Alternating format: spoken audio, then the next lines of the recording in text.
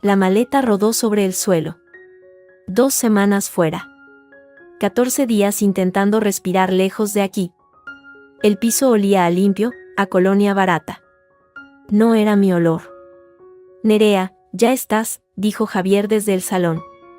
Su voz sonaba distante. No quité el abrigo. En la repisa, la foto de mi madre había desaparecido. Había un jarrón horrible con flores de tela. Las de Consuelo, mi suegra. ¿Qué pasa?, pregunté. Javier apareció en el umbral. Llevaba su sudadera gris, la de siempre. Solo unos cambios. Mamá se ha mudado. Al piso nuevo. ¿Mudado? ¿Aquí? No, a su propio piso. El que le he comprado. En el barrio de Salamanca. Comprar. Piso. Salamanca. Las palabras no encajaban. Javier no tenía dinero. ¿Y con qué dinero, Javier?, dije, cada palabra como un cuchillo. Él se encogió de hombros, como si hablara del tiempo. Con la indemnización, Nerea. Con lo de tu madre. Para ayudar a la familia. Mamá es familia. El aire se congeló. Lo miré. Hablaba del dinero de mi madre como de una ganga. El dinero que yo ni siquiera había tocado. Un frío intenso me recorrió. El dolor se transformó en algo duro y afilado. Abrí la boca. Salió una palabra. Divorcio. El móvil de Javier cayó al suelo. Sus ojos se abrieron de par en par. El pánico reemplazó a la indiferencia. ¿Qué has dicho? ¿Lo has oído? Un ruido vino de la cocina. Consuelo irrumpió en el salón, secándose las manos en mi delantal. ¿Qué has dicho, desagradecida?, gritó, señalándome. ¿Divorcio? ¿Después de todo lo que hemos hecho por ti? Javier seguía paralizado. Ese dinero, continuó Consuelo, era lo menos que podías hacer. Javier te dio un hogar. ¿Y tú amenazas? Vergüenza debería darte. La miré. Ocupaba mi salón como si fuera suyo. Ese dinero era de mi madre. Para mí. No para ti. Sal de mi casa. Esta también es mi casa. Chilló. Mamá, por favor, intentó Javier. Nerea, estás alterada. No sabes lo que dices. Lo sé. Divorcio. Y quiero mi dinero de vuelta. Consuelo soltó una risa falsa. ¿El dinero? Está invertido. Hasta la firma de la transferencia la arregló Javier, para no preocuparte. El silencio se hizo absoluto. La firma. La arregló. ¿Qué hiciste?, pregunté a mi marido. Javier palideció. Solo facilité los papeles. Tú no estabas en condiciones. Lo hice por ti. Todo. Por mí. Por mi bien. Salgan, dije, en un susurro. ¿Perdona?, dijo Consuelo, burlona. Salgan. Los dos. Ahora. Javier intentó acercarse. Nerea, hablemos. No hay nada de qué hablar. Hasta que hable con mi abogada. Fuera. Consuelo me escrutó. En sus ojos, la duda reemplazó a la rabia. Vio algo en mi mirada que no esperaba. Vámonos, Javier, dijo, quitándose el delantal. Deja que se le pase el berrinche. Cuando recuerde lo que puede perder, volverá llorando. Lo tomó del brazo y lo arrastró hacia la puerta. Javier me miró una última vez, suplicante, antes de desaparecer. La puerta se cerró. El silencio era diferente ahora. No era ausencia. Era el silencio antes de la guerra. No lloré. Saqué el teléfono. Mis dedos temblaban de rabia, no de dolor. Marqué. Sofía. Soy Nerea. Necesito verte. Mañana. Es urgente. Respiré hondo. Me han robado el dinero de mi madre. Y esto solo acaba de empezar. Al día siguiente, A las 9 en punto, estaba frente a la puerta de cristal de Sofía Rey Asociados.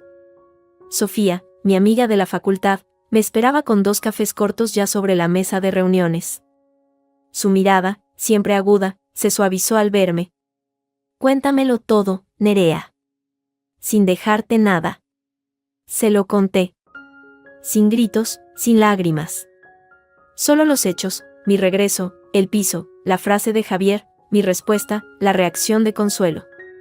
Sofía tomaba notas en una libreta, su expresión volviéndose más y más grave. Necesito acceso a tus cuentas bancarias. Ahora, dijo cuando terminé. Sobre todo, a la cuenta donde cayó la indemnización. Media hora después, en su despacho frente a su ordenador, lo vimos. El movimiento era inconfundible. Una transferencia saliente de la totalidad de los fondos, hace 11 días. A una cuenta de una sociedad instrumental. La fecha coincidía con mi 4ª mañana en la playa, cuando Javier me había llamado para decirme que todo estaba bien en casa. No firmé esto, dije, la garganta seca. Lo sé, musitó Sofía, acercándose a la pantalla. Porque la firma de la autorización es falsa. No es ni siquiera una buena falsificación. Se nota la torpeza en la curva de la N. Firmaste los papeles de la aseguradora, que están en el registro, y han usado ese modelo. Pero no es válida. Esto es un delito, Nerea. Falsificación documental y apropiación indebida. Un alivio agrio me inundó. Tenía un arma. Luego, el pánico. ¿Y el dinero? ¿El piso? ¿Pueden revertir la compra? Sofía frunció los labios. Es complicado. Si el dinero ya pasó al vendedor y la escritura está firmada, la propiedad es de Consuelo. El camino será reclamar el dinero a Javier y a ella, y denunciar el delito. Pero necesitamos pruebas sólidas de que fue él quien falsificó la firma. ¿Tu firma digital? ¿Dónde guardas el token? En el cajón de mi mesilla. Javier lo sabía. Claro que lo sabía, suspiró Sofía. Voy a preparar una denuncia preliminar y un requerimiento notarial para que devuelvan los fondos. Y necesito que me des todo lo que tengas, mails, mensajes, cualquier cosa. Salí de su despacho con una carpeta bajo el brazo y la cabeza dando vueltas. El siguiente paso era claro, ir a mi antigua casa, a la casa de mi madre. Tenía que buscar sus papeles, sus cosas. Tal vez allí hubiera algo, alguna pista que mi dolor me había impedido ver. El piso de mi madre, en el barrio de Chamberí, olía a polvo y a quietud. La tristeza me golpeó al entrar, pero la rabia la mantuvo a raya. Empecé por su pequeño escritorio. Facturas, cartas del banco, recetas médicas viejas. Nada útil. Estaba revisando una carpeta de gastos cuando sonó el timbre. Sobresaltada, miré por la mirilla. Era Lola, la hermana de Javier. Llevaba vaqueros y una chaqueta de cuero, y su expresión era inusual, tensa, casi avergonzada. Abrí la puerta, sin decir nada. «Hola, Nerea», dijo, sin mirarme a los ojos. «Sé que probablemente no quieres verme. Solo, necesito que sepas algo». ¿El qué? ¿Que tu hermano es un ladrón? ¿O que tu madre es una cómplice? Eso ya lo sé. Lola hizo una mueca. Es peor. Creo que esto lo tenían planeado. Desde hace tiempo. Dejé que entrara. Se sentó en el borde del sofá, incómoda. Mamá llevaba meses obsesionada con mudarse a un piso en el centro. Javier siempre le decía que no podía, que no tenía dinero. Hasta que tu madre murió. Una semana después del accidente, mamá empezó a visitar agencias inmobiliarias. Yo lo sé porque me lo contó, orgullosa. Decía que Javier era un buen hijo, que al fin iba a darle su vejez dorada. ¿Y tú no dijiste nada?, pregunté, fría. No sabía qué era con ese dinero. Protestó Lola, y por primera vez me pareció sincera. Pensé que Javier había conseguido un préstamo, o que, no sé. Hasta anoche. Anoche discutieron. Yo estaba en la cocina de su casa, de su nuevo piso. Lo oí todo. Mamá le decía a Javier que no se preocupara, que tú nunca te atreverías a hacer nada. Que la firma era perfecta. Y Javier estaba asustado.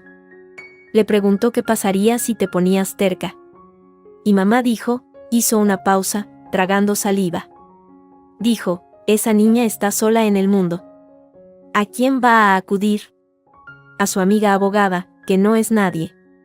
No puede permitirse un buen bufete. Se cansará. O la haremos cansarse. El frío de la mañana se me coló dentro de los huesos. No era solo un robo de oportunidad. Era un plan. Consuelo lo había planeado, y Javier había obedecido. ¿Por qué me lo cuentas? Pregunté. Lola me miró, y en sus ojos vi un destello de la chica que había sido, antes de que su madre la ahogara con su egoísmo. Porque lo que le hicieron a tu madre está mal. Y porque mi hermano es un cobarde, pero no es malo. Es débil. Y mamá lo sabe. Lo está hundiendo. Y a mí me da miedo lo que pueda hacer para salirse con la suya. Se levantó para irse. En la puerta, se volvió. Busca bien, Nerea. En las cosas de tu madre. Mamá estuvo aquí, el día que ella murió. Dijo que venía a llevarle un puchero. Pero yo nunca la vi cocinar para nadie más que para ella. Cuando se fue, el silencio del piso era opresivo. Las palabras de Lola resonaban, el día que ella murió. Un puchero. Fui directa a la cocina. Revisé el cubo de la basura, ya vaciado hacía semanas. Nada. Luego, me acordé.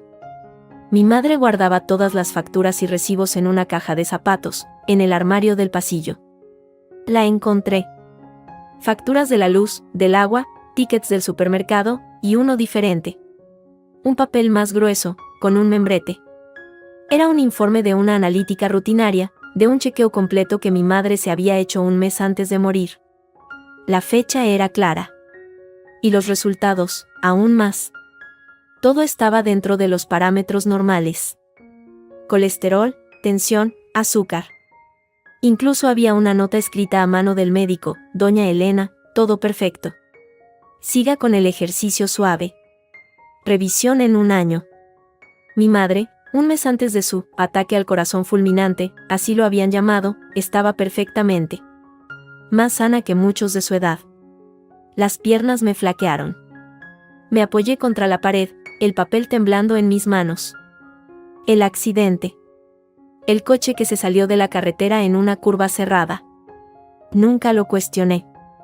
El dolor era demasiado grande. Pero ahora, un puchero de consuelo. Un chequeo perfecto. Dejé escapar un jadeo seco. No era solo el dinero. La mirada triunfante de Consuelo, su seguridad al echarme de mi casa, todo encajaba de una manera terrible, obscena.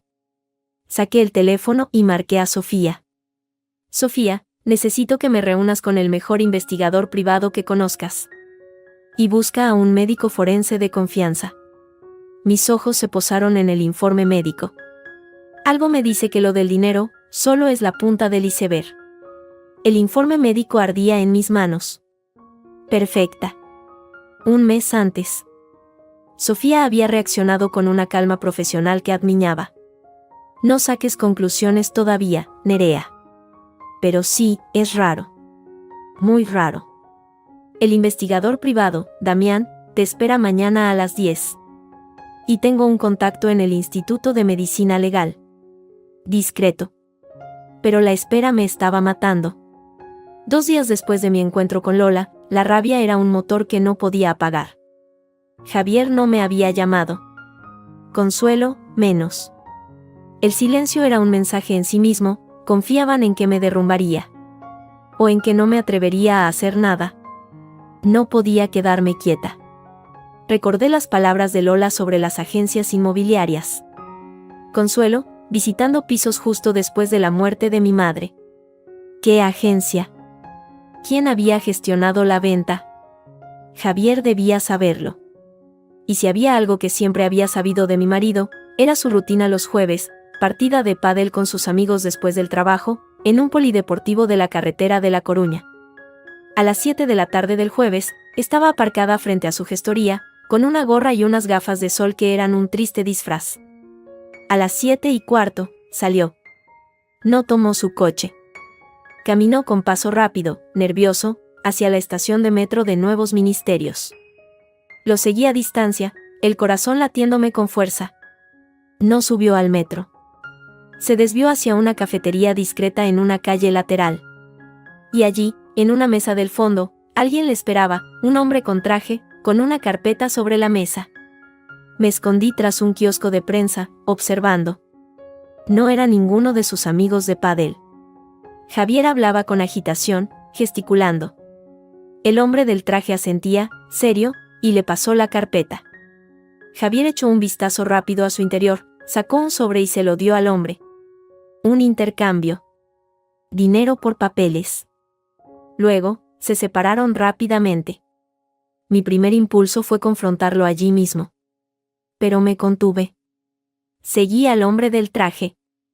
Caminó 2 manzanas y entró en una oficina con un discreto letrero, Inmosol, Gestión Inmobiliaria. La agencia. Sacudida, anoté la dirección y me fui. Tenía un nombre. Al día siguiente, antes de mi cita con Damián, el investigador, fui a ver a Carmen, la vecina de toda la vida que vivía al lado de mi madre. Una mujer de 70 años, viuda, con una memoria de elefante y una curiosidad insacible. Nereida, cariño, ¿cómo estás?, me dijo, abrazándome con fuerza al abrir la puerta. Pasa, pasa. Te hago un café. No, gracias, Carmen. Solo quería hacerte una pregunta. Es importante. Su sonrisa se desvaneció al ver mi expresión. Me hizo pasar al salón, lleno de fotos y figuritas. Lo que quieras, hija. El día que mi madre, el día del accidente. ¿Viste u oíste algo raro? ¿Alguien fue a visitarla? Carmen se ajustó las gafas, pensativa. Pues, esa mañana sí. Estaba yo regando las macetas del balcón. Vi llegar a tu suegra. La Consuelo esa. Con una fiambrera en la mano. ¿A qué hora? Temprano. Las 10, quizás. Tu madre me había dicho que no se sentía muy bien, que tenía un mareo. Pero cuando vi a la Consuelo, pensé que igual habían quedado. No me pareció raro. Un mareo.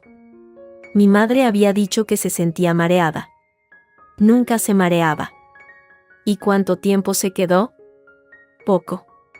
Unos 20 minutos. Se fue como vino, rápido. Con la misma fiambrera. Raro, ¿no? Si llevaba comida, ¿por qué se la llevaba de vuelta? El aire se me atascó en los pulmones. La fiambrera. El puchero. ¿Y luego? ¿Viste salir a mi madre? Carmen negó con la cabeza, afligida. No, cariño. Yo salí a hacer la compra. Cuando volví, ya estaba la policía, y todo aquel jaleo. Pensé que había sido un accidente. Un mareo al volante. Pobre Elena. Le agradecí, dejando que me abrazara de nuevo. Sus palabras giraban en mi cabeza, 20 minutos, la misma fiambrera, un mareo. Mi cita con Damián, el investigador privado, fue a las 11. Un hombre cincuentón, con cara de no haberse sorprendido nunca en la vida, me escuchó en su pequeña oficina de la calle Atocha. Le conté todo, el dinero, la firma falsa, el informe médico, la visita de Consuelo, la agencia inmobiliaria. Señora Nerea, dijo, tomando notas metódicas, esto pasa de una reclamación civil a algo más feo. Necesito acceso a la denuncia de accidente de tráfico. Y necesito que me des permiso para investigar a tu suegra. Fondos bancarios, antecedentes, todo. Haga lo que tenga que hacer. Le pasé un sobre con un anticipo en efectivo que Sofía me había ayudado a conseguir. Y usted, me miró fijamente, no haga tonterías. No se acerque a ellos. No confronte. Especialmente a la suegra. Por lo que me cuenta, es una pieza peligrosa. Asentí. Pero una idea había comenzado a gestarse en mi mente, venenosa e insistente. La fiambrera. Consuelo había estado en casa de mi madre. Había llevado algo y se lo había llevado. ¿Y si no se lo había llevado todo? ¿Y si había dejado algo? Una prueba, un descuido, cualquier cosa. Sabía dónde guardaba mi madre las cosas importantes. Y sabía que Consuelo, en su arrogancia, podía haber dejado algo atrás. Tenía que volver. Y buscar, esta vez con otros ojos. No pude esperar. Esa misma noche, cuando la oscuridad fue total, me colé en el portal de mi madre. Todavía tenía llave. El piso estaba igual, silencioso y lleno de polvo. Pero esta vez no vine a llorar. Vine a cazar. Encendí la linterna del móvil, evitando la luz principal. Revisé el recibidor, la cocina. Nada. Fui al pequeño cuarto de estar, donde mi madre tomaba el café por las tardes. En el cajón de la mesita auxiliar, entre servilletas y recetas de punto, mis dedos tocaron algo que no era de tela. Un pequeño llavero de plástico, de esos que dan en las ferias. Tenía forma de flor. Una flor azul. Mi madre odiaba el azul. Y Consuelo siempre llevaba uno igual en su bolso, lleno de llaves que no usaba. Mi corazón dio un vuelco. Era suyo. Se le había caído. O quizás mi madre se lo había quitado, en un forcejeo, y había caído ahí sin que nadie lo viera. Lo guardé en el bolsillo, como un tesoro envenenado. Y luego, decidí hacer algo estúpido.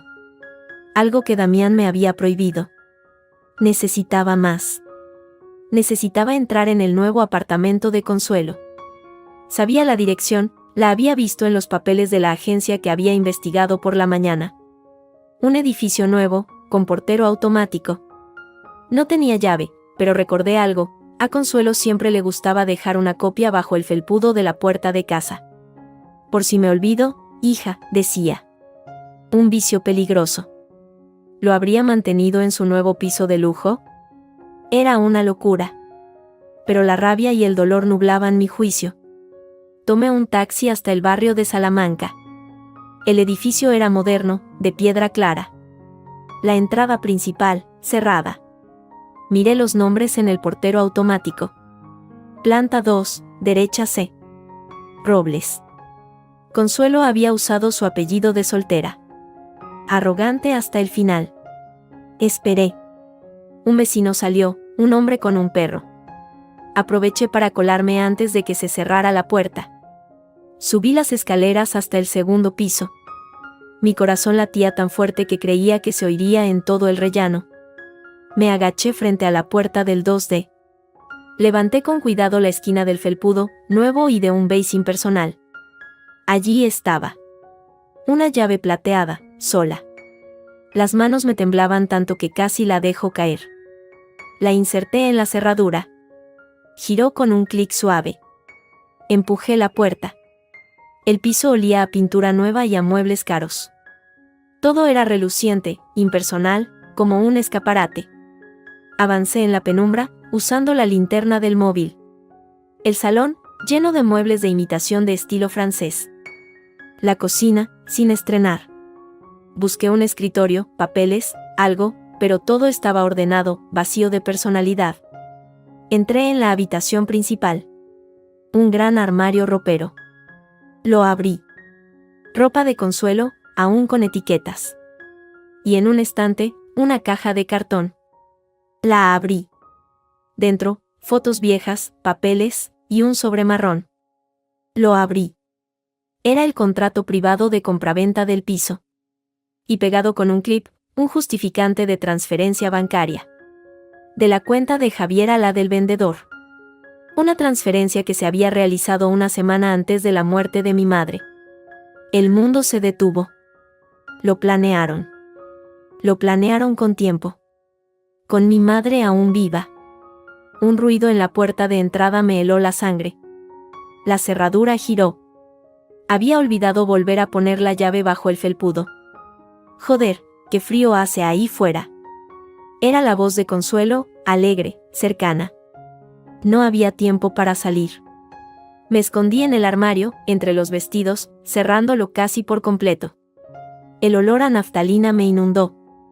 Oí sus pasos, el golpe de su bolso sobre la mesa, el roce de una lámpara al encenderse. Sí, ya estoy en casa, decía, hablando por teléfono. Qué pena que no hayas podido venir, Javier. Mañana vienes a comer, ¿eh? Te hago ese cocido que te gusta. Sí, ya lo sé, pero no seas tonto. Ella no hará nada. Está asustada y sola. Ya se cansará. Su voz se acercaba. Pasó junto al armario, entrando en el baño. El ruido del grifo. Mi móvil, en mi mano, vibraba silenciosamente. Una notificación. La pantalla se iluminó un instante en la oscuridad del armario. El ruido del agua se detuvo. Sus pasos volvieron a la habitación. Se detuvieron frente al armario. Una pausa eterna. ¿Qué?, murmuró. La puerta del armario se abrió de golpe. La luz de la habitación me cegó. Consuelo estaba allí, de pie, con una bata de seda, su expresión de sorpresa transformándose rápidamente en una cólera glacial. Sus ojos se clavaron en mi mano, donde aún sostenía el sobre marrón con el contrato. Tú, escupió, sin alzar la voz. Era un sonido sibilante, cargado de odio. ¿Qué demonios haces en mi casa? La luz del techo me golpeó los ojos. Consuelo no gritó. Su furia era un bloque de hielo afilado. Sus ojos bajaron al sobre que yo apretaba contra el pecho, y luego volvieron a mi rostro. ¿Robando en mi casa?, preguntó, con una calma aterradora. No es robo. Es buscar la verdad, logré decir, aunque mi voz sonó temblorosa. Salí del armario, intentando no tropezar con sus vestidos. La habitación me pareció más pequeña, asfixiante. La verdad. Emitió un sonido seco, parecido a una risa. La verdad es que estás aquí, entrando a escondidas. Violando mi propiedad. Mi hogar. ¿Qué crees que dirá la policía, Nerea? La hija trastornada por la muerte de su mamá, allanando la casa de su pobre suegra. Enseñaré esto, dije, alzando el sobre. La transferencia es anterior. Lo planearon. Sabías que mi madre iba a morir. Sus ojos brillaron, pero no de miedo. De desprecio. No sé de qué hablas. Ese papel no prueba nada. Solo que mi hijo me quería ayudar con el piso. Que ahorramos. Tú nunca te fijaste en las finanzas, eras demasiado delicada. Dio un paso hacia mí. Su perfume barato me envolvió. Pero esto sí es un delito. Y tengo testigos. El portero te vio merodear. Y ahora, aquí, con mis cosas. ¿Quién te creerá? Una loca despechada. El pánico, frío y viscoso, empezó a trepar por mi espina dorsal. Tenía razón. Yo estaba en su casa, sin permiso. Con un documento que, para cualquiera que no conociera toda la historia, podía parecer inocente. Dame eso, ordenó, extendiendo la mano. Sus uñas, recién pintadas de un rojo chillón, parecían garras. No. Javier estará aquí en 10 minutos. ¿Quieres que te saque a rastras? Porque lo haré. Y luego llamaré a la policía. Tu palabra contra la mía. Y la mía es de una respetable viuda mayor, a la que acabas de robar. ¿Cuánto crees que durará tu crédito, eh? Mi mente giraba a toda velocidad. Sofía. Tenía que avisar a Sofía. Pero primero tenía que salir de allí. Con el contrato. Consuelo vio la decisión en mis ojos. Se abalanzó. No hacia mí, sino hacia la mesita de noche, donde tenía el teléfono inalámbrico. Lo agarró y comenzó a marcar. Voy a llamar a la policía. Ladrona. Lárgate de mi casa. Fue mi oportunidad. Giré sobre mis talones y salí corriendo de la habitación, atravesé el salón y salí al rellano, dejando la puerta del piso abierta. Oí sus gritos detrás de mí, pero no me detuve. Bajé las escaleras de 2 en 2, el corazón a punto de estallar. No me detuve hasta salir a la calle fría, mezclándome con la gente que paseaba por la calle Serrano. Me temblaban las manos. Me apoyé contra la pared de un edificio, respirando con dificultad. El sobre, arrugado, seguía en mi mano. Lo guardé en el bolso, como si fuera una bomba. Miré el móvil. Varias llamadas perdidas de Sofía. Y un mensaje de Javier: ¿dónde estás? Tenemos que hablar. No hagas tonterías. Tonterías. Sí, irrumpir en la casa de su madre había sido una tontería monumental. Le había dado un arma. Pero también tenía yo una, el contrato con la fecha. Lo comprobé bajo la luz de una farola. Sin duda. La transferencia de la señal se hizo el 3 de febrero. Mi madre murió el 10 de febrero. 7 días antes. Caminé sin rumbo, hasta que mis pies me llevaron a un pequeño bar cerca de la Plaza de la Independencia. Pedí un café doble. Necesitaba pensar. Consuelo llamaría a Javier. Montarían su versión. Tenía que adelantarme. Llamé a Sofía. Nerea, ¿dónde estás? He estado llamándote. Damián tiene información preliminar. Su voz sonaba tensa. Consuelo me pilló. En su piso nuevo. Entré sin permiso. Hubo un silencio cargado de incredulidad al otro lado de la línea. ¿Has hecho qué? Nerea, por Dios, eso es allanamiento. Puede denunciarte. Puede usarlo en tu contra, para hacerte parecer inestable, vengativa. Tengo el contrato privado de compra. Sofía. La transferencia de las señales de una semana antes de que mi madre muriera. El silencio esta vez fue diferente. Más pesado. Eso cambia las cosas. Pero no justifica que hayas entrado allí. Es una prueba obtenida ilegalmente. Un juez podría anularla. Respiró hondo. Ven a la oficina. Ahora. Por la puerta de atrás. No vayas a tu casa. No sé en qué punto está Javier, y si Consuelo ha llamado a la policía. No lo ha hecho, dije, con más seguridad de la que sentía. Todavía no. Querrá hablar con Javier primero. Para cuadrar su historia. Aún así, ven. Y Nerea, trae ese contrato. Media hora después, en el austero despacho de Sofía, extendí el arrugado papel sobre su mesa. Ella lo examinó con lupa, comparando fechas con el extracto bancario que ya teníamos. Es la misma cuenta de Javier. La señal. Es consistente. Pero tienes razón, Nerea. Esto indica premeditación. Planeaban comprar el piso antes de que tu madre falleciera. Contaban con ese dinero. Me miró, seria. ¿Qué vas a hacer? ¿Qué podemos hacer? Pregunté, exhausta. Yo puedo presentar una demanda civil por la restitución de los fondos, basándome en la falsificación de la firma. Es lo que ya estábamos haciendo. Esto de la fecha es sospechoso, pero no es prueba de un delito mayor. Necesitamos más. Y necesitamos que tu situación no empeore. Si Consuelo presenta una denuncia por allanamiento. ¿Y si ella mató a mi madre? La pregunta salió de mi boca en un susurro. Sofía se quedó quieta. No digas eso. Ni en broma. Sin pruebas. Tengo el informe médico. Ella estuvo allí ese día. Lola lo confirmó. Llevaba una fiambrera. Y mi madre se sintió mareada. ¿No es sospechoso? Es circunstancial. Muy endeble.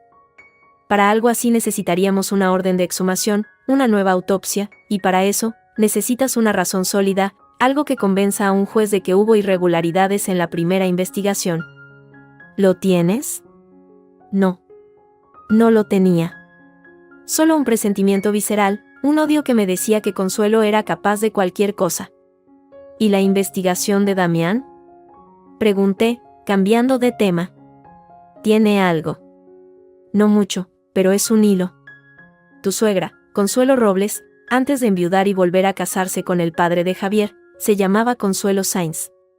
Y hay un vacío en sus antecedentes. Un periodo de unos 5 años, cuando era joven, del que no hay rastro. Damián está intentando profundizar. Puede que no sea nada. O puede que sea algo. Un nombre diferente. Un vacío. No era mucho, pero era algo. Algo que olía a secreto, y los secretos de Consuelo probablemente no fueran buenos. Mientras tanto, continuó Sofía, te vas a tu casa, te quedas tranquila, y no te acerques a ellos. Si Javier te llama, no contestes. Si Consuelo te amenaza, me lo dices. Y si la policía llama por lo del allanamiento, no hables sin mi presente. ¿Entendido? Asentí. No tenía elección. Salí de su despacho con la sensación de estar atrapada en una red que se estrechaba. Tenía pruebas, pero eran insuficientes. Tenía sospechas, pero eran desesperadas. Y ahora, además, me había puesto a mí misma en la picota. Cuando llegué a mi portal, había una figura esperando en la sombra. Me puse en guardia, pero no era Javier ni Consuelo. Era una mujer mayor, con un abrigo sencillo y una bolsa de la compra. Me resultaba vagamente familiar. ¿Nerea? Nerea, hija. Su voz era suave, con un deje gallego. Sí, ¿quién es? Soy Isabel. Amiga de tu madre. De toda la vida, de antes de que ella se viniera a Madrid. Vivíamos en la misma calle, en Ourense. El nombre resonó en mi memoria. Mi madre la mencionaba a veces. Isabel, la de la tienda de telas. Le había enviado una nota cuando murió, pero no había podido ir al entierro por problemas de salud. Isabel, lo siento, no te reconocí. No importa, hija. Su mirada era amable, pero preocupada. ¿Puedo subir un momento? Es importante. Tu madre me pidió que te diera algo, si alguna vez pasaba algo. Un escalofrío me recorrió. La hice pasar. Mientras preparaba té en la cocina, ella sacó de su bolso un sobremanila, gastado en las esquinas. Elena me lo dio hace unos meses. Dijo, Isabel, guárdamelo. No en el banco, contigo. Y si a mí me pasa algo, dáselo a Nerea. Pero solo si crees que ella lo necesita, si las cosas se ponen raras. Yo no le hice mucho caso, pensé que eran cosas de la edad. Pero luego supe lo del accidente, y luego, por casualidad, me encontré a tu vecina Carmen el otro día. Y me contó que habías preguntado por el día que murió Elena, y por tu suegra. Mis manos temblaron al tomar el sobre. Lo abrí. Dentro había un pequeño diario, de esos de tapas duras. Y una carta, dirigida a mí, en la letra pulcra de mi madre. Querida Nerea, si estás leyendo esto, es que yo ya no estoy. Y es que algo no ha ido bien. No quiero asustarte, pero desde hace un tiempo, noto cosas raras. Mis pastillas para la tensión no me saben igual. A veces me mareo sin motivo. Y Consuelo viene demasiado a menudo, preocupada por mí. Desconfío, hija. Desconfío mucho. He marcado mis frascos de pastillas, por si acaso. Cuídate. Y confía en Isabel.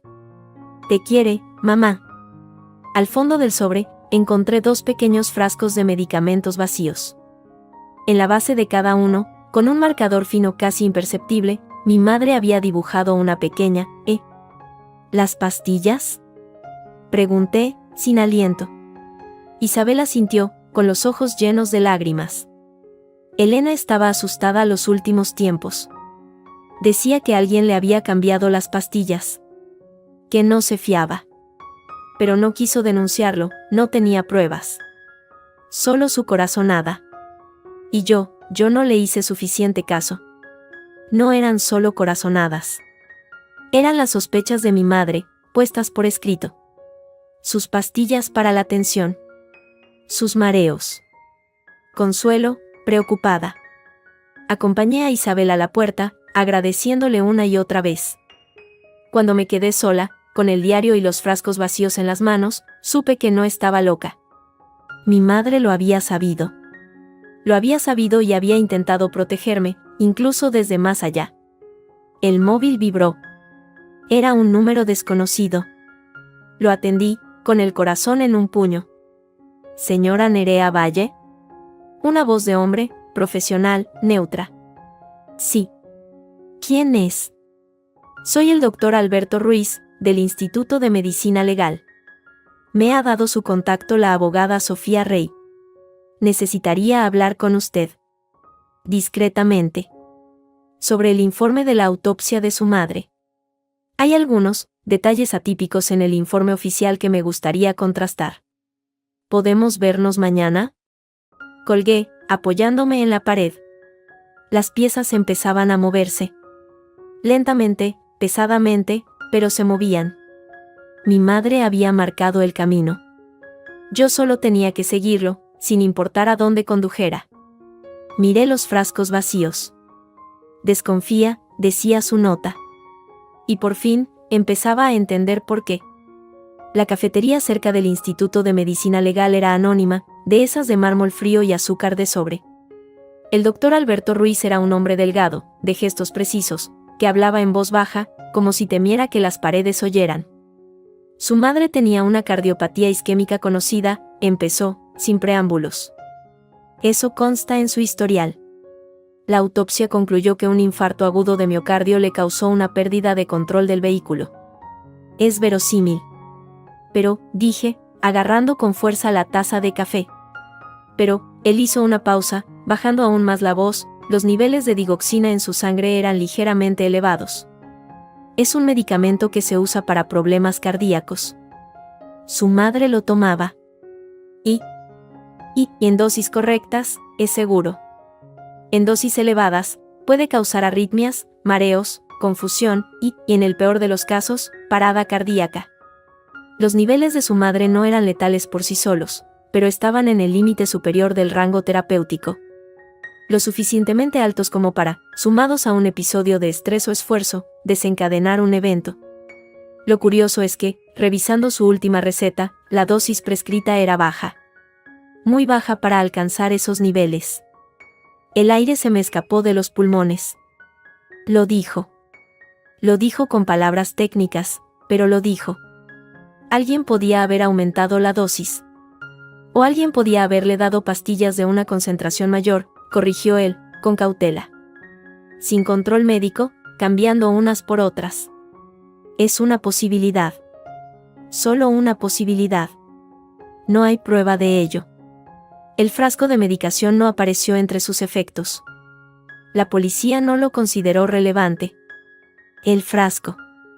El frasco que mi madre había marcado con una E.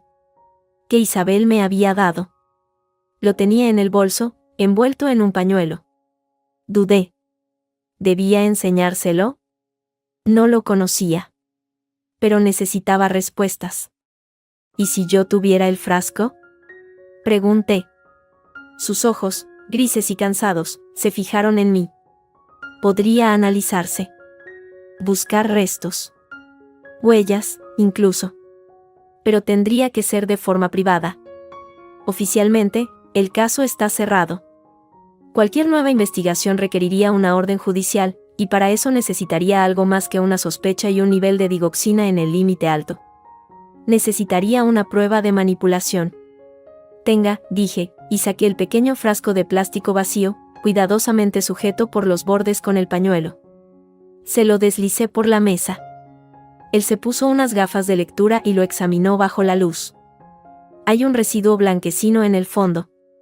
Podría ser el excipiente de las pastillas. Y esto, acercó más el frasco. En la base. Una marca. Una E. ¿De Elena? Sí. Mi madre las marcaba. Temía que se las cambiaran. Alberto Ruiz me miró por encima de las gafas. En sus ojos ya no había solo profesionalidad. Había una chispa de preocupación genuina. Esto es grave, señora Valle. Muy grave. Déjemelo a mí. Conozco a un técnico de laboratorio de confianza. Discreto. Podemos analizar el residuo, ver la concentración del principio activo. Y buscar huellas. Si alguien más tocó este frasco después de su madre. ¿Cuánto tiempo? Un par de días. Pero necesito su autorización por escrito. Y debe saber que, si esto sale a la luz, podría haber represalias. De la familia, incluso legales. Está acusando, implícitamente, a alguien de envenenamiento. Ya me han robado. Ya me han echado de mi vida. No tienen nada más que quitarme, dije, y la certeza de esa frase me dio una fuerza extraña. Firmé un papel que él sacó de su maletín. Una autorización para análisis privado. Luego, me fui de allí, sintiendo que acababa de cruzar un punto de no retorno. En casa, revisé el pequeño diario de mi madre. Anotaciones breves, cotidianas. Hoy he ido al mercado. Ha llamado Nerea, parece contenta. Y luego, más adelante, el mareo vuelve. Las pastillas no me saben igual. Se lo comenté a Consuelo y se rió, dijo que eran imaginaciones mías. Otra, he marcado el nuevo bote. Por si acaso. Desconfío. Desconfiaba de Consuelo. Lo sabía. Lo escribió. Y nadie la escuchó. El timbre de la puerta me sobresaltó. Miré por la mirilla. Era Lola, otra vez. Parecía aún más nerviosa que la última vez, mordiéndose los labios. La abrí. Tienes que dejarme entrar, Nerea. Rápido. Una vez dentro, no se sentó. Paseaba de un lado a otro de la pequeña entrada. ¿Qué pasa, Lola? Él lo sabe. Javier. Sabe que vine a verte la otra vez. Mi madre. Consuelo me ha estado vigilando. Cree que te estoy contando cosas. ¿Y lo estás haciendo? Pregunté, fría. Ella se detuvo. Asintió, con los ojos llenos de lágrimas de frustración. Sí.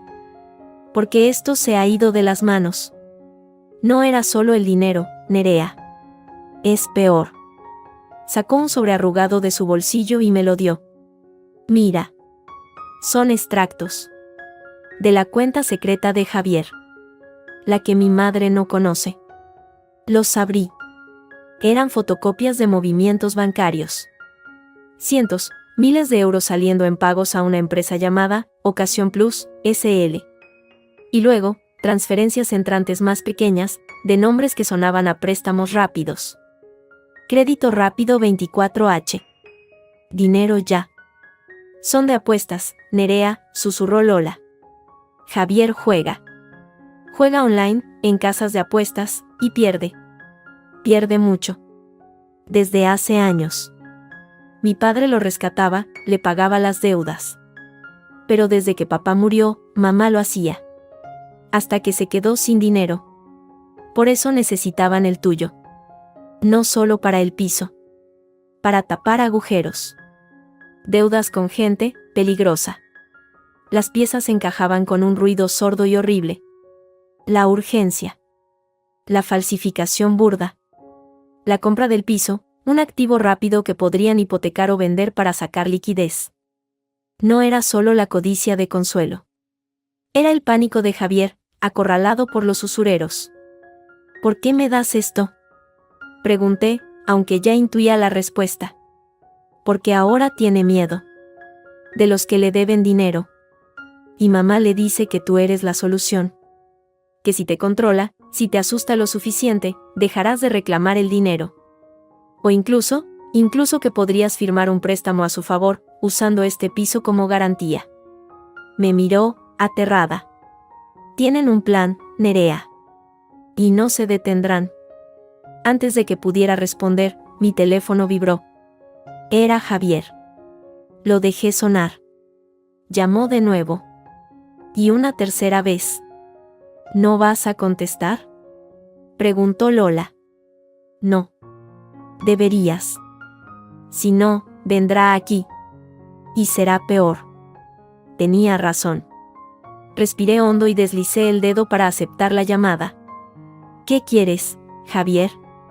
Nerea. Por fin. Su voz sonaba extraña. Tensa, pero forzadamente suave. Tenemos que hablar. En persona. Por favor. No tenemos nada de qué hablar. Hablarán nuestros abogados. No digas tonterías. Estalló, pero inmediatamente bajó el tono. Lo siento. Mira, sé que he metido la pata. Mamá a veces exagera. Pero lo del dinero fue un error. Un malentendido. Podemos arreglarlo. te lo devuelvo todo. Cada céntimo. Solo, tenemos que sentarnos y llegar a un acuerdo. Sin abogados. Sin peleas. Sonaba demasiado bien. Demasiado fácil. Era la voz del Javier que conocía, el que eludía los conflictos, el que prometía para ganar tiempo.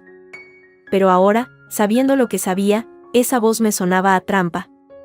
¿Qué clase de acuerdo?, pregunté, fingiendo un interés cauteloso. Lola me miraba, alarmada, y negó con la cabeza con fuerza. Podemos vernos. En un sitio neutral. Hablar. Llegar a un entendimiento. Por lo nuestro, Nerea. Por nuestro matrimonio. Nuestro matrimonio. Una farsa. Una celda. De acuerdo, dije, sorprendiéndome a mí misma. ¿Dónde? En el Parque de El Retiro. Mañana a las 5, en la Rosaleda. Es tranquilo. Hizo una pausa. Ven sola, ¿vale? Para hablar con confianza. Vendré sola, mentí. Colgué. Lola me miraba como si hubiera perdido el juicio. ¿Estás loca? ¿Vas a verlo? Después de lo que te he contado. Sí. Pero no estaré sola. Y él no lo sabrá.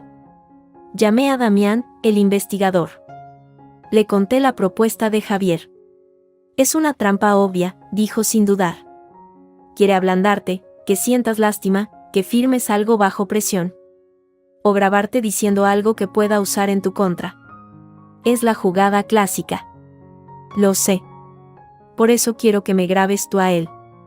Hubo un silencio al otro lado. Una grabación de esa conversación, sin su consentimiento, tiene un valor legal limitado. Pero, podría servir para saber sus intenciones. Y, si hay suerte, para que se delate. Yo te pondré un micrófono. Muy pequeño. Y te grabaré desde la distancia. Pero, Nerea, tienes que hacerlo bien. Tienes que hacerle creer que estás dudando, que estás dispuesta a ceder. Es la única forma de que baje la guardia. Lo haré. Y otra cosa, añadió Damián. El análisis del forense, el de las pastillas. Salió hace un rato. Me pidió que te lo diera. ¿Estás segura de que quieres saberlo ahora, antes de ver a Javier? El corazón se me detuvo. Dime. El residuo en el frasco. La concentración de digoxina era el triple de la que figuraba en el prospecto. Eran pastillas de una dosis mucho más alta. Y había huellas. Varias. Las de tu madre, claro. Y otras 2 conjuntos más. Uno, borroso, probablemente del farmacéutico. Y otro, muy claro, en el tapón y en la base. Huellas de una mujer. Con un patrón de arco muy definido. Y hay más. En el adhesivo de la base, el que usó tu madre para marcarla, encontraron un fragmento minúsculo, casi invisible, de una uña postiza. De un color rojo coral, con un diseño de puntos blancos. Recordé al instante las uñas de Consuelo, aquella noche en su piso. Largas, postizas, de un rojo coral chillón. Con pequeños puntos blancos formando flores diminutas. Era su estilo. Inconfundible. Es ella, dije, y mi voz sonó plana, muerta. Cambió las pastillas de mi madre. Es una prueba circunstancial, pero muy sólida, confirmó Damián. La huella y el fragmento de uña la colocan en contacto con el frasco. La dosis elevada explica los mareos. Y la cronología, encaja. Pero no prueba que ella se las diera, solo que las tocó. Podría decir que tu madre se las mostró. Mi madre no se las habría mostrado. Las escondía. Las había marcado. Desconfiaba de ella. Lo sé. Pero un abogado defensor puede torcer eso. Necesitamos una confesión, Nerea. O alguien que la haya visto hacerlo. Sin eso, es su palabra contra la de una mujer muerta. Una confesión. La reunión de mañana con Javier tomó un nuevo significado. Ya no era solo sobre el dinero. Era sobre la muerte de mi madre. Ponme ese micrófono, Damián, dije, con una calma que no sentía. y graba cada palabra. La Rosaleda de El Retiro estaba casi vacía bajo un cielo plomizo que amenazaba tormenta. El micrófono diminuto que Damián me había adherido a la ropa pesaba como una losa. Su voz, unos minutos antes, aún resonaba en mis oídos: no te pongas nerviosa. Déjale hablar. Si hay algo, que sea él quien saque el tema. Solo tienes que hacer preguntas inocentes. ¿Por qué lo hiciste, Javier? ¿Mamá estaba en nuestro camino? Lo vi antes de que él me viera a mí. Estaba de pie junto a la fuente, con las manos en los bolsillos de su gabardina, mirando al agua sucia. Parecía haber envejecido 10 años en 2 semanas. Cuando se dio la vuelta y me vio, una mueca que intentaba ser una sonrisa se dibujó en su rostro. Nerea. Gracias por venir. Dijiste que querías hablar. Habla. Aquí no. Hace frío. ¿Por qué no vamos a tomar algo? A un bar tranquilo que conozco cerca. Aquí está bien, dije, quedándome donde estaba. No me fiaba de sitios cerrados, de posibles testigos pagados. Él suspiró, pasándose una mano por el pelo. El gesto de siempre, el de la frustración contenida. Vale. Vale. Mira, sé que he sido un idiota. Un idiota enorme. Lo del dinero fue una idea de mi madre. Desesperada. Yo estaba acorralado, Nerea. Tengo deudas. Deudas muy gordas. Hizo una pausa, esperando una reacción. Yo no dije nada. Solo lo miraba. No es excusa, lo sé. Pero ella me dijo que era un préstamo. Que tú lo entenderías, que era para la familia, que luego lo devolvíamos. Yo estaba asustado. Los tipos a los que debo no son gente paciente. ¿Y por qué la firma falsa, Javier? ¿Por qué no me lo pediste? Dije, manteniendo la voz lo más neutral posible. ¿Por qué no me habrías dado el dinero? Estalló, y luego bajó la voz. Lo necesitaba ya. Y mamá dijo que era la única manera. Que eras frágil, que con lo de tu madre no pensarías con claridad, que era por tu bien, para no preocuparte. Mi bien. Siempre mi bien. Y la compra del piso. La señal se pagó una semana antes de que mi madre muriera. ¿También fue idea de tu madre? Su rostro se descompuso. La sorpresa fue genuina. No lo sabía. O no sabía que yo lo sabía. ¿Qué? No, eso no es posible. Mamá dijo que el piso salió después, que fue una oportunidad de última hora. Miente, Javier. Como siempre. Tú firmaste la transferencia. Tú sabías la fecha. Él palideció. Miró alrededor, nervioso, como si los setos tuvieran oídos.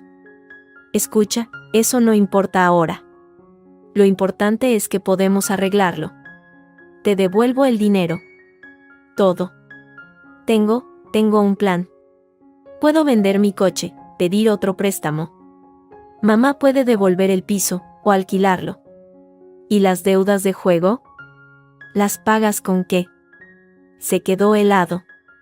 Sus ojos se abrieron de par en par. ¿Cómo? Sé lo de Ocasión Plus. Y lo de crédito rápido 24 horas. Sé que juegas, Javier. Y que pierdes. ¿Tu madre también lo sabe? Él se desplomó en un banco cercano, hundiendo la cabeza entre las manos. Ella me ayuda. A veces. Pero no es suficiente. Por eso necesitábamos el dinero de tu madre. Para taparlo todo. Para empezar de cero. Mataste a mi madre por un borrón y cuenta nueva, dije, y mi voz ya no podía ocultar el temblor. Él levantó la cabeza de golpe. ¿Qué? No. No digas eso. Eso fue un accidente. Un infarto. ¿De verdad? ¿Un infarto de una persona con un chequeo perfecto? ¿Un infarto después de que tu madre fuera a visitarla con una fiambrera? ¿Después de que le cambiara las pastillas por otras de dosis más alta? El rostro de Javier era una máscara de puro terror. No era el terror del culpable descubierto. Era el terror de quien descubre algo monstruoso y se da cuenta, demasiado tarde, de que ha sido cómplice. No, ella no haría eso. Solo eran pastillas para los nervios, dijo, para que se calmara, que estaba muy alterada con lo del dinero. Se calló de golpe, al darse cuenta de lo que había dicho. Sus ojos, desorbitados, se encontraron con los míos. En mi pecho, el micrófono captaba cada palabra, cada jadeo. ¿Qué pastillas para los nervios, Javier? Pregunté, con una calma mortal. Nada, no he dicho nada. ¿Qué le dio tu madre a la mía el día que murió? Él se levantó, tambaleándose. No lo sé. Déjalo ya, Nerea. Estás loca. Tu madre estaba enferma y se murió. Punto. Y tú, en vez de pasar página, te obsesionas, nos acusas. Mira lo que haces. Me espías. Has venido aquí a sonsacarme. Señaló mi abrigo, de forma errática, pero su mirada se fijó en el pequeño bulto casi imperceptible donde estaba el micrófono. O quizás solo era paranoia. Pero dio un paso hacia mí, su expresión transformándose de miedo a rabia. ¿Llevas un micrófono? ¿Me estás grabando? Eres una bruja. Una maldita bruja. Intenté retroceder, pero tropecé con el borde del banco. Él me agarró del brazo con fuerza. Dame eso. Quítatelo. Forcejeamos. Era más fuerte que yo. De un tirón brutal, abrió mi abrigo. El pequeño dispositivo, adherido a mi blusa, brilló bajo la luz gris. Lo sabía. Rugió, arrancándolo. El adhesivo tiró de la tela, haciéndome daño. Lo lanzó al suelo y lo pisoteó con rabia, una y otra vez, hasta que solo quedaron restos de plástico. ¿Contento? Dije, jadeando, liberando mi brazo. No importa. Damián lo estaba grabando desde la distancia. Toda tu preciosa confesión, Javier. Sobre las deudas. Sobre el dinero. Sobre las pastillas. La has hecho tú solo. Su rostro perdió todo el color. Miró a su alrededor, buscando al investigador entre los árboles. Solo vio a una pareja de ancianos que se alejaban, ajena. No, no puede ser. Es hora de que elijas, Javier, dije, recogiendo mi bolso del suelo. O me ayudas a demostrar lo que hizo tu madre, o te hundes con ella. Por estafa. Y quizás por algo mucho, mucho peor. Me di la vuelta y me alejé, dejándolo plantado, destrozado. La tormenta que amenazaba empezó a caer, primero con gotas gruesas y aisladas, luego con una cortina fría y densa. No corrí. Caminé bajo la lluvia, sintiendo como el agua me empapaba, limpiando simbólicamente la suciedad de su contacto. Pero la calma no duró. Al llegar a mi portal, en la calle silenciosa y oscurecida por el aguacero, supe que algo iba mal. La puerta de la calle estaba entreabierta. Yo siempre la cerraba con llave. El corazón me dio un vuelco. ¿Javier? ¿Habría venido aquí, más rápido que yo? Subí las escaleras con cautela. La puerta de mi piso también estaba ligeramente abierta. No había luz dentro. Con la mano temblorosa, encendí el interruptor. El caos. La sala estaba patas arriba. Los cojines desgarrados, los cajones de la cómoda volcados, sus contenidos esparcidos por el suelo. Habían registrado todo. Con un nudo en el estómago, corrí a mi dormitorio. El armario abierto, la ropa en el suelo. Y el pequeño joyero donde guardaba el diario de mi madre y los frascos de pastillas, vacío. No. No podía ser. Busqué frenéticamente. Nada. Se lo habían llevado. Todo. La prueba física, las anotaciones de mi madre. Solo me quedaban las fotos que le había hecho con el móvil, pero no serían suficiente. ¿Quién? ¿Javier? No, no había tenido tiempo. ¿Consuelo? ¿Habría entrado ella? ¿Tendría llave? Tal vez Javier le había dado una copia hace tiempo. Un ruido. Un crujido leve, procedente de la cocina. No estaba sola. ¿Quién está ahí? Grité, agarrándome al marco de la puerta. Consuelo salió de la cocina. No llevaba su habitual expresión de furia disimulada. Su rostro era una máscara de tranquila determinación. En una mano sostenía mi joyero vacío. En la otra, un pesado pisapapas de cristal que siempre tenía sobre la mesa del salón. «Buscabas esto, ¿verdad?», dijo, con una voz extrañamente serena. «Tonterías de una vieja paranoica. No prueban nada». «Sal de mi casa», dije, tratando de que mi voz no temblara. «El móvil». Tenía que alcanzar el móvil, que había dejado sobre la mesa del recibidor, cerca de la puerta. «Tu casa. Siempre tan segura de ti misma, Nerea? Como tu madre».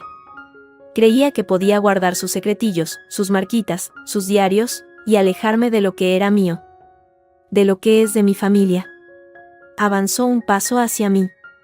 Yo retrocedí otro, hacia el recibidor. El dinero era mío. De mi madre. Era de mi hijo. Chilló, y la máscara de calma se resquebrajó.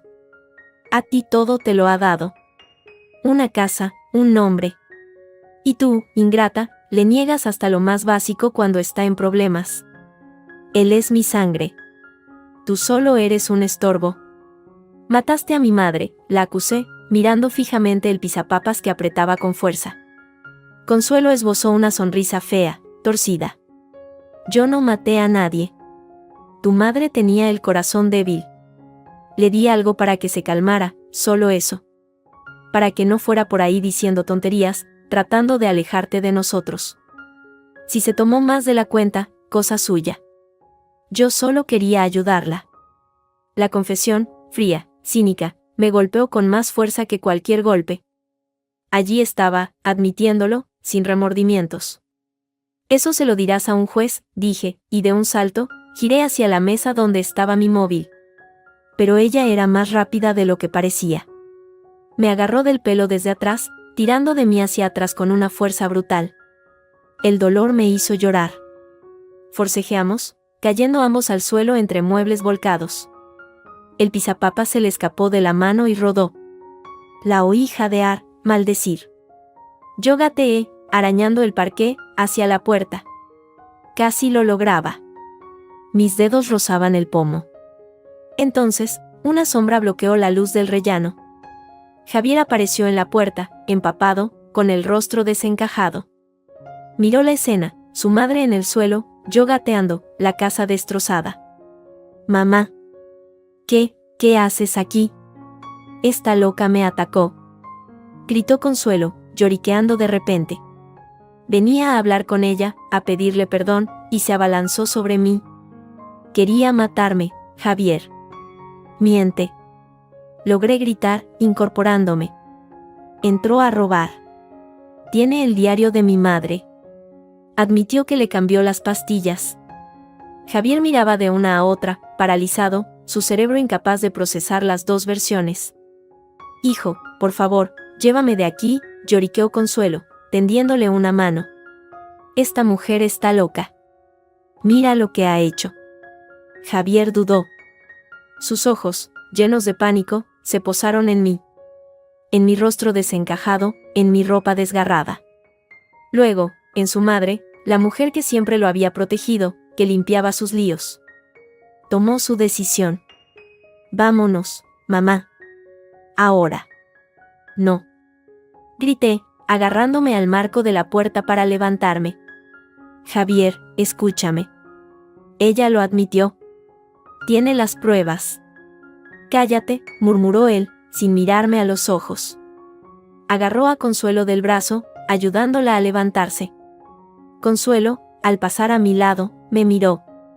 Y en sus ojos, por un instante, brilló un destello de triunfo puro, despiadado. Luego, fingió tropezar, empujándome con fuerza mientras se agarraba a Javier. El empujón me pilló desprevenida. Perdí el equilibrio. Di un paso atrás, hacia el hueco de la escalera que comenzaba justo detrás de la puerta de mi piso. No había barandilla, solo el vacío. «Javier». Fue lo único que pude gritar. Él se volvió, sus ojos se encontraron con los míos. Por una fracción de segundo, vi el horror, la indecisión. Extendió la mano, demasiado tarde. Mi pie resbaló en el borde del primer escalón. El mundo giró. Una explosión de dolor en la espalda, en la cabeza. Rodé, golpeándome contra los cantos de piedra, un escalón tras otro, en una caída lenta y brutal. Lo último que vi, desde el fondo de la escalera, fue a Javier, inmóvil en lo alto, mirándome con la boca abierta. Y a su lado, la silueta de Consuelo, recortada contra la luz, quieta como una estatua. Luego, la oscuridad. El dolor llegó primero. Un martilleo sordo en el cráneo, luego un fuego afilado en las costillas. El olor a antiséptico y limpieza enfermiza me orientó antes de abrir los ojos. Hospital. La luz blanca y dura de la habitación me hizo parpadear. Intenté moverme y un gemido escapó de mis labios agrietados. Tranquila, no te muevas, una voz familiar. Sofía estaba sentada en una silla junto a la cama, con ojeras profundas y el pelo recogido de cualquier manera. Pero algo en su postura no era el agotamiento normal. Era derrota. ¿Qué pasó? Logré articular. Te caíste por las escaleras de tu portal. Fractura de 2 costillas, conmoción cerebral, contusiones varias. Llevas aquí 1 día y medio.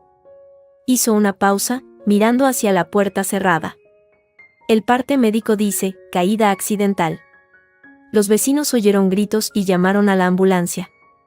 No había nadie más cuando llegaron. Consuelo. Javier. Se habían ido. Me habían dejado allí, rota. Ella me empujó. Javier lo vio. Lo sé. Pero no hay testigos. Y ellos tienen una versión muy distinta. Sofía respiró hondo. Consuelo ha presentado una denuncia. Dice que fuiste tú quien la atacó, que forcejeasteis, y que tú resbalaste y caíste cuando ella se defendió. Dice que entró a tu piso porque oyó ruidos y pensó que estabas en peligro. Que encontró la casa revuelta y, al intentar ayudarte, te pusiste violenta. Javier la respalda.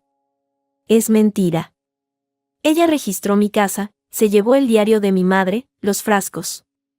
No quedan rastros de eso, Nerea. Solo tu palabra. Y tu palabra, en este momento, tiene un problema. Se inclinó hacia adelante, bajando la voz. Mi bufete me ha retirado del caso. Presión de un cliente importante. Han congelado tu cuenta bancaria personal, a petición de Javier, alegando que estás mentalmente incapacitada y que él, como marido, debe gestionar tus bienes para protegerte. Es una medida cautelar, pero la han conseguido. El mundo, que ya era inestable, se inclinó peligrosamente. Sin dinero. Sin abogada. ¿Y tú? No puedes. Yo sí puedo seguir, por mi cuenta. Pero sin los recursos del bufete. Y con una denuncia por allanamiento y agresión pendiente sobre ti. Consuelo está jugando sucio y sabe cómo hacerlo. Su mirada era grave. Necesitamos algo grande, Nerea. Algo irrefutable. O te hundirán. La puerta se abrió. Una enfermera asomó la cabeza, seguida de Isabel. La amiga de mi madre llevaba un pequeño maletín de cuero y una expresión de preocupación feroz. La señora dice que es su tía, dijo la enfermera, dubitativa. Déjela pasar, por favor, dijo Sofía, con su tono de autoridad que aún funcionaba. Isabel se acercó a la cama y me tomó la mano con fuerza. Sus ojos se llenaron de lágrimas al verme. Pobre Elena, y pobre tú, hija. Esto tiene que parar ya. Se volvió hacia Sofía. ¿Usted es la abogada? Sí. Sofía Rey. Bien. Porque lo que traigo, cambia todo. Isabel abrió el maletín y sacó un sobre grueso, sellado con cera notarial. Lo abrió con cuidado y extrajo varios documentos con membrete oficial y firmas notariadas. Tu madre, Nerea. No era ninguna ingenua. Desconfiaba de Consuelo desde hacía años. Y desconfiaba de que Javier pudiera protegerte de ella. Hace 1 año, vino a verme. Me dio esto. Dijo, Isabel, esto se lo das a mi hija solo si me pasa algo y si Javier y su madre empiezan a mover ficha. Yo no entendí bien entonces, ahora lo entiendo todo. Tomé los documentos con manos temblorosas. Eran los de un fideicomiso. Un fideicomiso privado, constituido ante notario. Mi madre había puesto en él todo su patrimonio, su piso, sus ahorros, una pequeña cartera de inversiones. Y la beneficiaria era yo. Pero con condiciones. Cláusulas estrictas. El patrimonio no formaba parte de la sociedad de gananciales matrimoniales. Era mío, de manera irrevocable. Y, en caso de mi fallecimiento, no pasaba a Javier, sino a varios institutos de caridad. Además, el fiduciario, el administrador, era un despacho de abogados de confianza, no yo. Yo solo recibía los rendimientos. El dinero de la indemnización, dijo Sofía, que leía por encima de mi hombro, con los ojos cada vez más abiertos. Al caer en tu cuenta, técnicamente era tuyo, pero, si este fideicomiso incluye todos los bienes presentes y futuros, puede que ese dinero estuviera tan bien protegido, que no fuera de libre disposición para Javier. Esto es enorme. Es un muro legal. Consuelo y Javier no podrían haber tocado nada, ni el piso de tu madre ni el dinero, si esto se hubiera hecho público a tiempo. Pero ellos no lo sabían, musité, entendiendo. Mi madre nunca les dijo. Y yo tampoco lo sabía. Exacto, asintió Isabel. Elena quería asegurarse de que, si algo le ocurría, tú tuvieras un asidero. Algo que ni Javier ni esa arpía pudieran tocar. Por eso me lo dio a mí.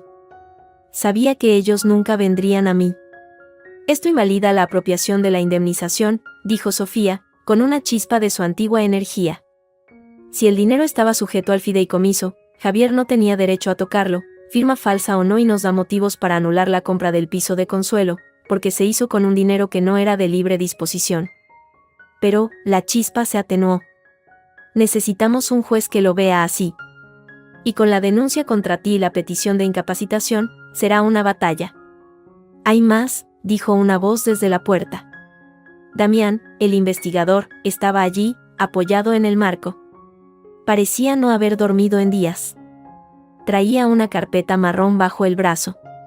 La enfermera me dejó pasar. Soy familiar, dijo, con un punto de ironía cansada. Cerró la puerta y se acercó. El análisis de huellas y el fragmento de uña eran buenos. Pero necesitábamos contexto. Y lo encontré. Consuelo Robles, antes Consuelo Sainz, antes Constance Smith. ¿Smith? Repetí. Nació en Alemania, de madre española. A los 22 años, en Colonia, fue condenada por estafa y falsificación documental. Estafó a varios ancianos, haciéndose pasar por trabajadora social, para quedarse con sus ahorros y propiedades. Cumplió 3 años de una condena de 5. Al salir, cambió legalmente su nombre a Consuelo Sainz, el de su madre, y se mudó a España. Aquí conoció al padre de Javier, un hombre acomodado y viudo, y se casó con él a los pocos meses. Él murió de un ataque al corazón un año después. Ella heredó una buena suma, que despilfarró rápidamente. El silencio en la habitación era absoluto. El rompecabezas monstruoso terminaba de encajar. La estafa a los ancianos. El matrimonio rápido. La muerte oportuna del marido. El modus operandi era el mismo. Solo que esta vez, la víctima era mi madre. Y el botín, mi vida. Tengo copias de los informes policiales alemanes, traducidos. Y el certificado de cambio de nombre, continuó Damián, dejando la carpeta sobre la cama. Cuando se lo mostré a mi contacto en la comisaría, se llevó las manos a la cabeza. Hay un protocolo para reabrir la investigación de la muerte de tu madre con esto. Sobre todo, combinado con el análisis de las pastillas. Pero necesitan una orden. Y para eso, necesitamos que un juez vea el conjunto, el fideicomiso, el pasado de Consuelo, la confesión grabada. La grabación, dije, de repente. Javier la destruyó. El micrófono que llevabas, sí, asintió Damián. Pero yo grababa desde la distancia, con un dispositivo direccional. La calidad no es perfecta, pero se oye. Se oye cuando él admite las deudas. Cuando dice, mamá dijo que era la única manera. Cuando tú le preguntas por las pastillas y él dice, solo eran pastillas para los nervios, dijo, y se calla. Es una prueba de su conocimiento. Y de la intervención de Consuelo. No era la confesión completa que esperaba, pero era algo. un hilo al que aferrarse. ¿Qué hacemos?, pregunté, mirando a Sofía. Ella ya estaba de pie, con el fideicomiso en una mano y la carpeta de Damián en la otra. Su rostro había recuperado su expresión más feroz, la de la abogada que no se rinde. Primero, presento estos documentos ante el juzgado que lleva la medida cautelar de tu cuenta. Explico que Javier actuó sobre un patrimonio que no era disponible, y que hay indicios de un delito mayor. Pido la anulación de la congelación y la invalidación de la compra del piso. Segundo, con Damián, vamos a la comisaría. Presentamos la grabación y el pasado de Consuelo. Pedimos la reapertura del caso de tu madre por homicidio imprudente, como mínimo, y la exhumarán para una nueva autopsia, esta vez buscando específicamente trazas de digoxina en dosis tóxicas. Tercero, tú, me señaló, te quedas aquí. Te recuperas. No hables con nadie. ¿Y si viene Javier? Como si la hubiera invocado, se oyeron voces bajas y alteradas en el pasillo. Luego, unos golpes suaves en la puerta. La enfermera asomó de nuevo, con evidente incomodidad. Señora Valle, su marido está aquí. Insiste en verla. ¿Lo autorizo? Sofía y Damián intercambiaron una mirada. Él asintió, casi imperceptiblemente, y sacó discretamente su teléfono, preparándose para grabar. Déjelo pasar, dije, ajustándome la bata de hospital. El dolor en las costillas era un recordatorio constante de su cobardía. Pero quédese usted cerca de la puerta, por favor. La enfermera asintió, aliviada, y se hizo a un lado. Javier entró. Parecía un fantoma de sí mismo. Pálido, con la ropa arrugada, los ojos inyectados en sangre. Olía a sudor y a miedo. Se detuvo al pie de la cama, sin atreverse a acercarse más. Vio a Sofía, a Damián, a Isabel. Su mirada se posó en los documentos que sobresalían de la carpeta. Reconoció el membrete notarial. Palideció aún más. Nerea, su voz era un hilo de voz. Tienes que parar esto. ¿Parar qué, Javier? ¿Parar de descubrir que tu madre es una estafadora y una asesina? ¿O parar de descubrir que tú me robaste? Él cerró los ojos, como si las palabras le golpearan físicamente. No, no es así. Yo no sabía, lo de mamá, lo del pasado, no tenía ni idea. Te lo juro. Pero sabías de las deudas. Y de las pastillas. Pastillas para los nervios, dijiste. ¿Qué nervios, Javier? ¿Los nervios de mi madre por tener una hija casada con un ladrón? Ella no quería hacerle daño. Estalló, y luego, al darse cuenta de que no estábamos solos, bajó la voz a un susurro urgente, desesperado. Solo quería que se calmara, que no fuera a contarte cosas, a poner tú contra nosotros. Nunca pensó que... ¿Qué? ¿Que se moriría? ¿O que conduciría con el corazón acelerado y se saldría de la carretera? Cada palabra me costaba un esfuerzo, pero valía la pena ver cómo se encogía. Fuiste tú quien me pidió que fuera a verla ese día, ¿lo recuerdas? Dijiste que estaba muy sola. Que le haría ilusión. Fue idea tuya, o de tu madre, asegurarse de que yo no estuviera en Madrid cuando ella sufriera el accidente. Él no respondió. Se tambaleó, apoyándose en la barandilla de la cama. Su silencio era la confirmación más clara. Vete, Javier, dije, con toda la frialdad que pude reunir. Y dile a tu madre que su juego se acabó. Que tengo su pasado en una carpeta. Y el futuro de los dos, en mis manos. La veré en el juzgado. Y, con suerte, en la cárcel. Me miró, y en sus ojos no vi amor, ni odio. Solo un pánico absoluto, el de un niño que ha visto que el monstruo de verdad no está bajo la cama, sino a su lado, y lo ha estado dirigiendo toda la vida. Sin decir una palabra más, giró sobre sus talones y salió corriendo de la habitación. Isabel me apretó la mano. Sofía recogió los documentos con decisión. Vamos a trabajar, dijo, y su sonrisa era un cuchillo. Por fin, tenemos terreno firme. Miré por la ventana. Afuera, la noche estaba cayendo sobre Madrid. Pero por primera vez desde la muerte de mi madre, la oscuridad no me daba miedo. La llevaba yo dentro, lista para devolverla. Con intereses. 1 año justo. 365 días desde que el teléfono sonó a las 6 de la mañana con la voz de un policía al otro lado. Ahora, el mismo olor a café y a polvo de tiza flotaba en el aire de la que fue su casa, mi casa. Pero ya no era un santuario del dolor. Las cajas de mudanza apiladas en un rincón olían a futuro, a pintura nueva y a grano de café recién tostado. La taza de Elena rezaba el cartel de madera que acababan de colgar en la fachada. No hubo juicio espectacular. No hizo falta. Cuando Sofía y Damián soltaron sobre la mesa del juez instructor el fideicomiso, el historial alemán de Constance Smith, la grabación y el informe toxicológico definitivo de la segunda autopsia, niveles de digoxina 3 veces por encima de lo terapéutico, la máquina se puso en marcha con fría eficiencia. La acusación pasó de apropiación indebida a homicidio imprudente, coacciones y falsedad documental. Consuelo, al principio, mantuvo su fachada de ofendida dignidad. Pero cuando le enseñaron la foto de su ficha policial alemana, algo se quebró dentro de ella. No fue un colapso dramático, sino un desinflarse lento, como un globo viejo.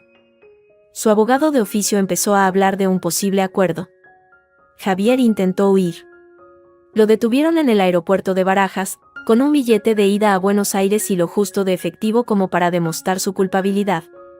La presión, las deudas que aún le acosaban y el peso de lo que su madre había hecho, y de lo que él había permitido, lo quebraron. No llegó a declarar contra ella, pero su testimonio, vacilante y lleno de omisiones, fue suficiente para corroborar la línea de tiempo de la estafa. El día de la vista para la aceptación de los hechos y la determinación de la pena, me vestí de negro. No de luto. De armadura. Sofía me acompañó. La sala era pequeña, gris. Consuelo, al entrar, parecía haber encogido. Llevaba un traje sencillo, pero sus uñas, aunque sin el esmalte coral, seguían siendo largas y afiladas. Al pasar frente a mí, nuestras miradas se cruzaron. En la suya ya no había triunfo, ni siquiera odio. Solo un vacío gélido, el de una depredadora atrapada. No dijo nada. Javier, sentado unas filas más atrás, no alzó la vista del suelo en ningún momento. El juez leyó los hechos admitidos. La manipulación de la medicación. La transferencia fraudulenta.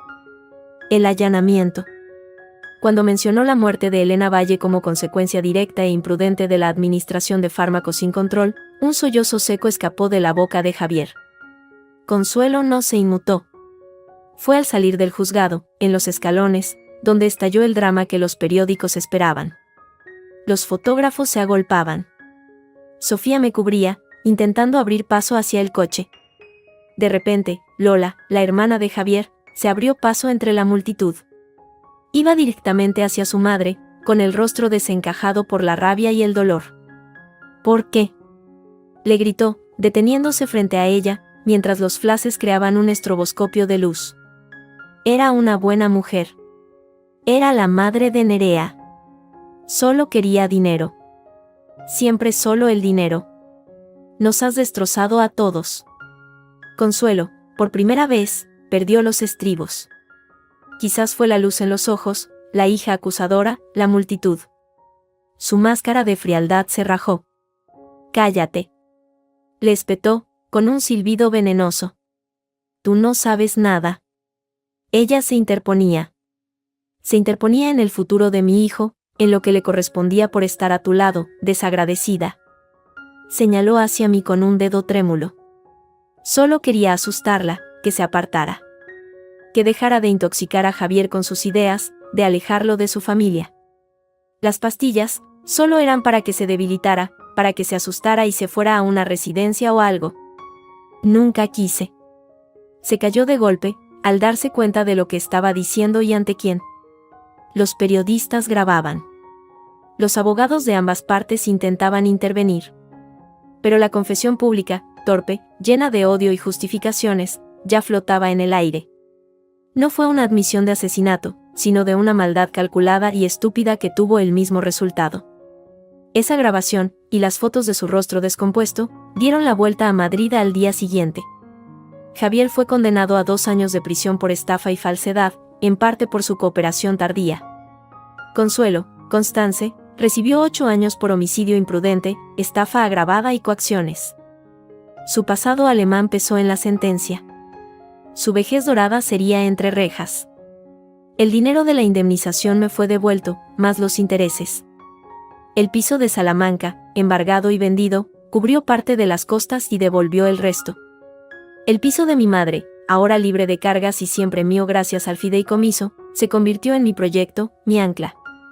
Hoy, el día en que habría cumplido 72 años, abro las puertas. No es una gran inauguración. Solo está en Sofía, con su nuevo bufete propio, Damián, retirado ya de casos activos pero siempre dispuesto a un café, Isabel, que se ha mudado a un piso cerca y será la primera clienta fija, e incluso Carmen, la vecina, y Lola, que ha iniciado un doloroso pero necesario distanciamiento de los restos de su familia. El local es cálido, con las fotos antiguas de mi madre de joven en las paredes, sus libros en una estantería, y el olor a café recién hecho. La E de Elena brilla en el letrero de la máquina. Hablamos, reímos, recordamos. No con tristeza, sino con la certeza de que ella está en cada detalle de este lugar. Cuando se van, uno a uno, me quedo sola barriendo los últimos restos de serrín. La noche ha caído sobre Chamberí. Me acerco a la foto tras la barra, la de ella y yo en la feria de abril, con trajes de gitana, riendo. La tomo entre mis manos y la limpia con suavidad con el borde de mi delantal. No hay lágrimas. Hay una paz cansada, duramente ganada. Afuera, un grupo de amigos pasa riendo. La vida, simple y tosuda, sigue su curso. Pongo la foto en su lugar, en el centro de la estantería, donde pueda verla desde la máquina de café. Apago las luces, salgo y cierro la puerta con llave. La cerradura gira con un clic sólido, definitivo. Miro el cartel una vez más bajo la luz de la farola. La taza de Elena. No es un mausoleo. Es un refugio. Un lugar para vivir, para respirar, para recordar sin veneno. Doy media vuelta y me encamino hacia mi nuevo piso, pequeño y soleado, a 2 calles de distancia. El aire de la noche es frío, pero limpio. Por primera vez en mucho, mucho tiempo, no tengo miedo de la oscuridad. La he mirado a los ojos, y he visto que, al final, siempre amanece.